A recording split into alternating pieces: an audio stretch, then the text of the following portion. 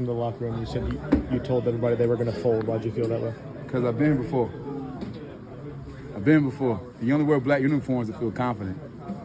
Can I just say how much I love CJ Gardner-Johnson? What a delight it is to have him on the Chicago Bears.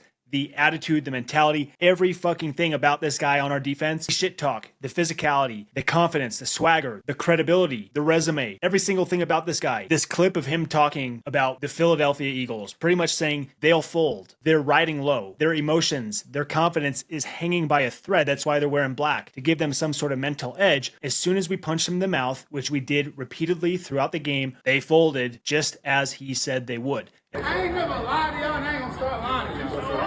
I ain't gonna lie to y'all. I said they gonna fold.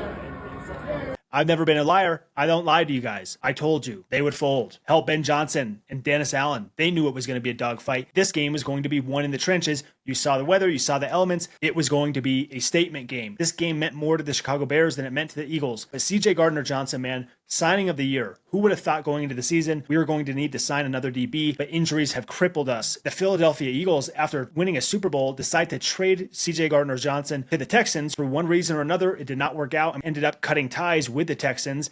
Ends up with the Ravens. That was short-lived. He wasn't even there long enough to have a mailing address. And then all of a sudden he's at home on the street and the Bears come calling and he was a picture perfect fit. Everything we want. Kevin Byard, can't say enough good things about him, but he's talking about in the interview, knowing Chicago well enough to say the Bulls had a Dennis Rodman here. This type of personality is welcomed in Chicago. We'll take a CJ Gardner-Johnson. He's talented and he's about ball. And he absolutely drives people insane. Ever since the Javon Wims incident in Chicago, I've been just obsessed with this guy. I'm like, what type of stuff does this guy say on the field that makes a grown man so emotionally unstable like that? And now we've got him playing in Chicago. And I'm telling you right now, this is the type of player that I hope we can keep around for a long time because he's one of the best players on our defense. The way he talks and the way he acts and the way he carries himself, this guy has an absurd level of confidence, but you have to respect that, right? This is competition. This is a competitive environment. And then you get Acho and LaShawn McCoy talking to Jalen Johnson after the game, and they pass the phone over to CJ while he's in the locker room. Was the offense too easy?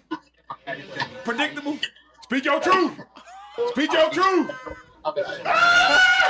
He pretty much just says it's a vanilla, basic-ass offense that the Eagles are running. He puts a battery in the back of everybody on our defense, everyone on the team. Ben Johnson had him in Detroit, apparently loved him enough to bring him to Chicago. Dennis Allen had him in New Orleans, apparently loved him enough to bring him to Chicago. He has fit like a glove. I'm rational enough to know that sometimes when you're filling a need, these don't always end up in long-term situations, but I'm telling you what, man, I would love to see us be able to keep CJ around long-term. Fan favorite already. Bear down, baby.